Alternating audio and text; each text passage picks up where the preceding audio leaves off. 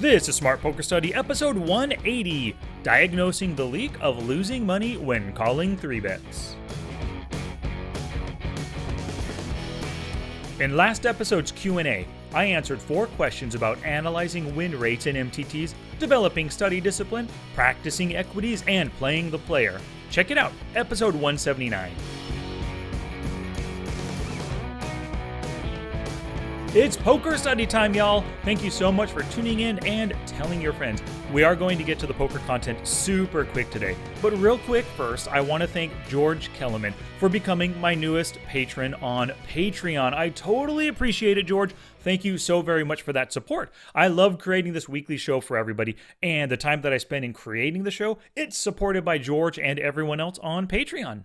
Your support shows me that you enjoy the show and that you want me to keep on keeping on with it. So to start your own podcast support and follow in George's footsteps, go to patreon.com/smartpokerstudy. There are a few different levels of support, and each level has its own rewards attached to it. Once you begin your support, you'll get the current month's reward as well as access to the archive of patron-only content. So please visit patreon.com/smartpokerstudy to start your support.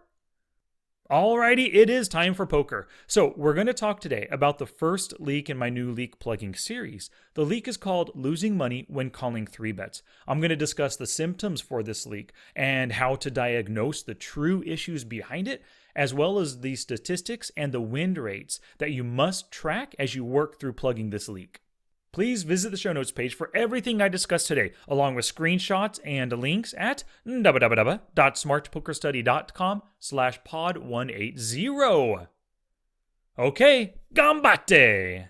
This is damn exciting stuff. So 3-betting is it's a ubiquitous part of pre-flop poker, and for very good reason. When you make a 3-bet, there are 3 incredible benefits that come with it. Benefit number 1, 3-bets build the pot so you can make more money with your stronger hands. Benefit 2, it gives you pre-flop fold equity so you can actually win the pot right then and there without ever seeing the flop. And benefit 3, it helps to isolate weak open raisers and it gives you the opportunity to play heads up against them. So because of these benefits, players 3-bet a ton nowadays. Not just you, but your opponents as well. And because your opponents 3-bet so much, you have to learn how to defend against them. When it comes to defending against 3-bets, you have 2 different choices. Number 1 is to 4-bet, and number 2 is to just call.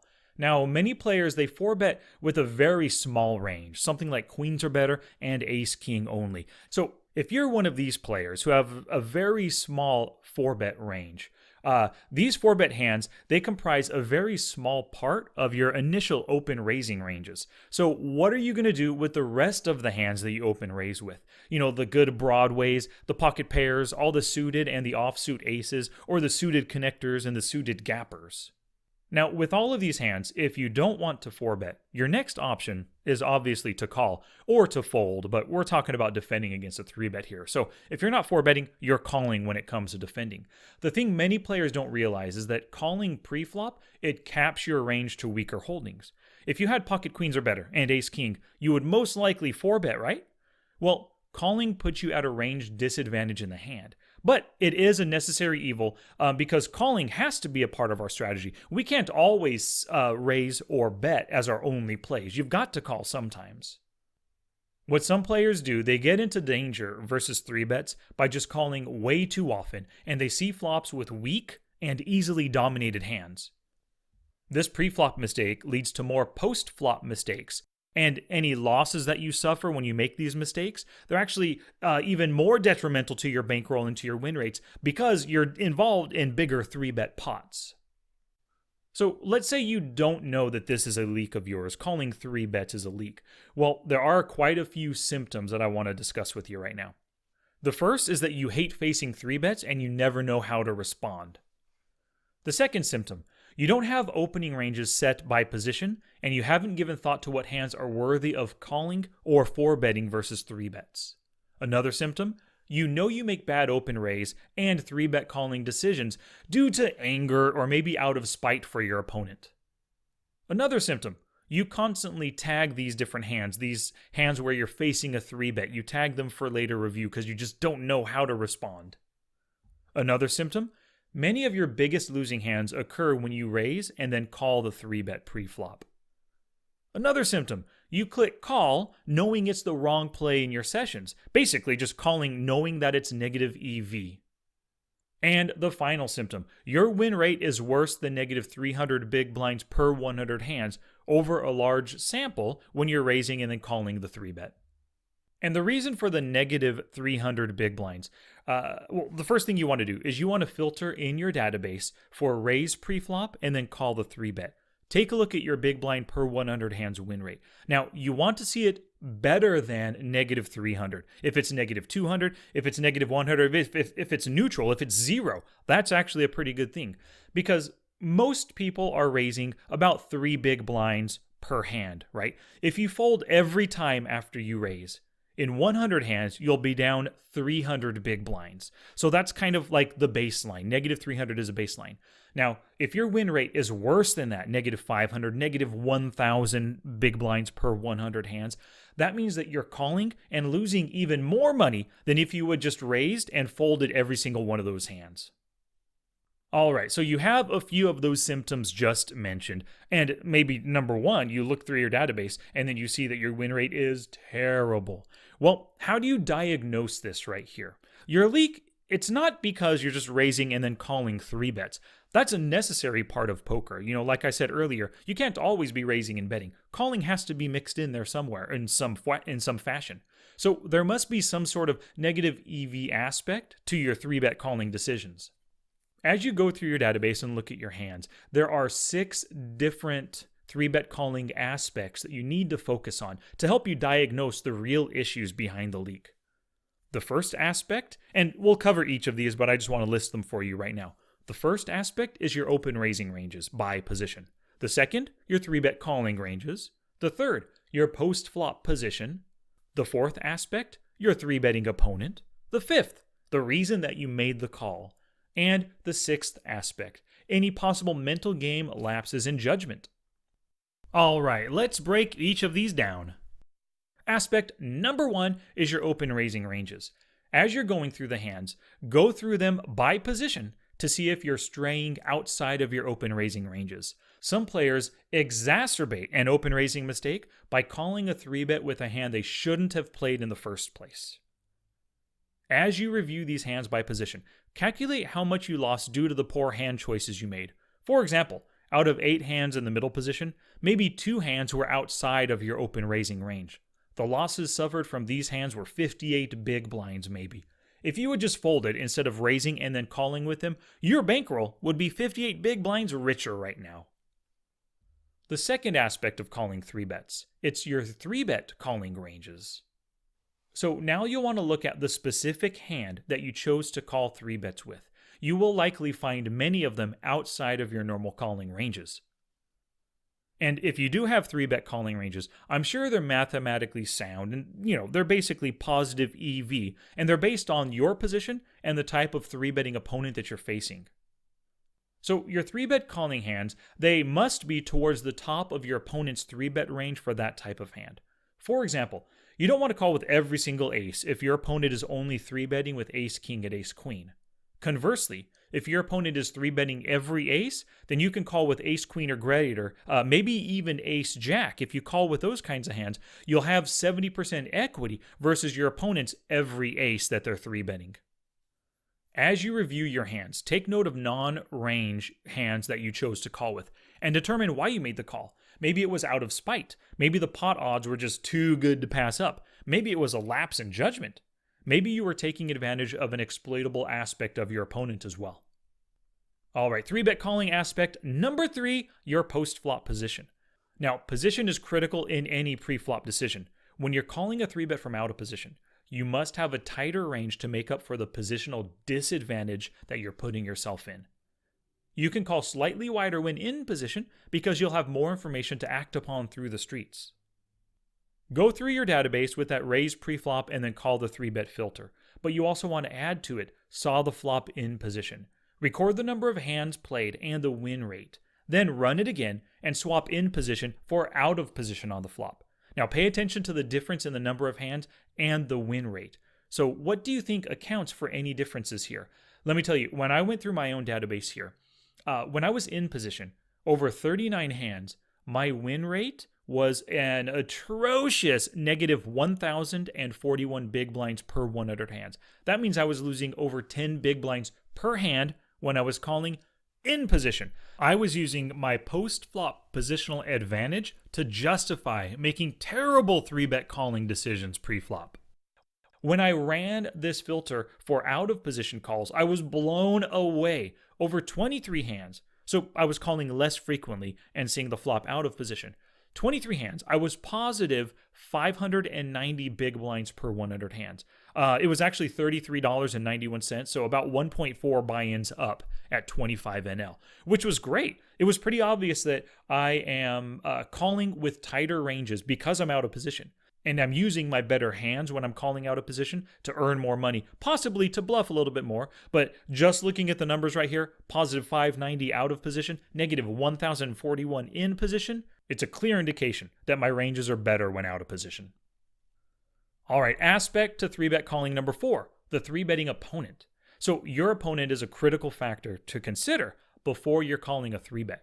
You must have a good idea of their 3-bet frequency by position and be aware of how they will likely play on the flop. Flop c-bet's important stats as well, both in position and out of position, but you also want to take a look at their c-bet in 3-bet pot percentage.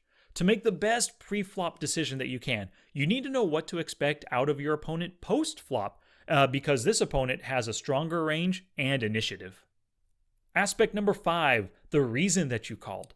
Now, there are great reasons to call 3-bets. Maybe you have a strong holding, good pot odds being offered for like a speculative hand like a suited connect or a pocket pair. Maybe you have, or maybe you're up against an exploitable opponent. But there are also potentially bad reasons to call. Maybe you're calling out of spite. Maybe you're tilting because you just lost a buy-in on the prior hand. Maybe you just don't want to fold. Maybe you're making bad set mining choices. Or maybe you're dealt Jack-8 suited, and hey, this can flop a miracle straight or a flush, right? So as you review your hands, assess your reason for calling instead of 4-betting or folding. Take note of any mistaken calls that you made and review each street of those hands to learn more from them. And the final aspect of 3-bet calling hands, any mental game lapses in judgment. So a mental game lapse in judgment is when you make a call knowing that it's negative EV in the long run. This often happens when you're tilting, maybe you hate the 3-better, or you're trying too hard to win pots. You want to take note of any mental game lapses in judgment so that you can correct these issues. Awareness is the first step in fixing your mental game. When you know that you call out of spite versus aggressive 3-betters, you can put into place things that correct this behavior for future play sessions. Today's podcast is brought to you by Audible. Get a free audiobook download and 30-day free trial at audibletrial.com/smartpokerstudy. They have over 180,000 titles to choose from for your iPhone, Android, Kindle, or your MP3 player if you're old school like me. And of course, they have both of my books, How to Study Poker, Volumes 1 and 2. So go to audibletrial.com/smartpokerstudy to pick up either one of my 2 audiobooks and to begin your own free download and 30-day free trial.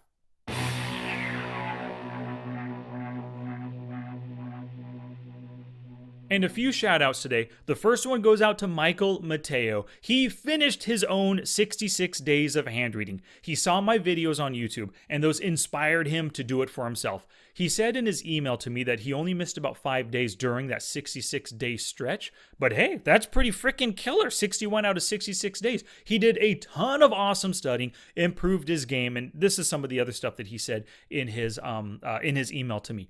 Now for the most important thing, results. I feel like this has improved my play. As for seeing results, I play on two sites, PokerStars and WSOP. On PokerStars, my results have not dramatically improved, but on WSOP, I'm on an amazing run since the beginning of January. It has been by far my best and most profitable 2-month stretch since I started playing a little over 4 years ago. So things are going really well for Michael. He continued in the email and said that he doesn't want to really conclude that he's an incredible player now. He's still working, still improving his skills. He wants to play another 50,000 hands at the same stakes and at the same sites before really concluding that the 66 days has really helped his game. But so far, things are looking really good. I'm proud of Michael for pursuing his own 60 days of hand reading challenge. Keep it up, Michael, and I'm sure you'll let me know how your results progress. All right, I also want to thank Matt Culling for picking up Poker Tracker 4 through my affiliate link, smartpokerstudy.com/pokertracker4. And for doing so, he sent me his email confirmation that he made the purchase. And of course, I sent him my Smart HUD as a thanks for supporting me. And speaking of the Smart HUD, Wu Tsai Wei, Michelle Bredis, and screen name Wugia purchase the Smart HUD directly from me. Thank you guys very much. I'm sure you're using it to exploit those opponents. And of course, I sent all of you some killer videos to help you import, set up the HUD, learn from it, and use it, and all that jazz. So if you want the Smart HUD for yourself, just go to smartpokerstudy.com/smarthud. And a final shout out goes to Dustin Rivate for purchasing the How to Study Poker webinar. He's working on his game, hopefully daily, working to improve his study habits. And I'm sure that webinar is helping him a lot. Thank you very much, Dustin. So if you want to support the podcast like any of these amazing poker people, just go to today's show notes to find various links for whatever interests you. Alrighty, back to class, poker people. Alrighty, let's talk about the quantifiables that you should be tracking as you work to plug this leak. You want to basically see if you're making better decisions when you're facing 3-bets, right? So these statistics and win rates, they're going to help you determine how well you're progressing. You want to record these numbers in your poker journal now for the time frame that you're analyzing. So maybe like from the first of the year up through March 23rd. At the end of each week of play, you'll record the numbers again to gauge how your play is adjusting. And you can easily find these statistics in your poker tracking software. And the win rates, though, they're going to have to be found by filtering through your database with the designated play in mind. So here they are. The first statistic is VPIP. Next, PFR, or pre-flop raise. The third, raise first in percentage. And the fourth is record your total win rate currently. Now, the next statistic is your fold to pre-flop 3-bet after raising.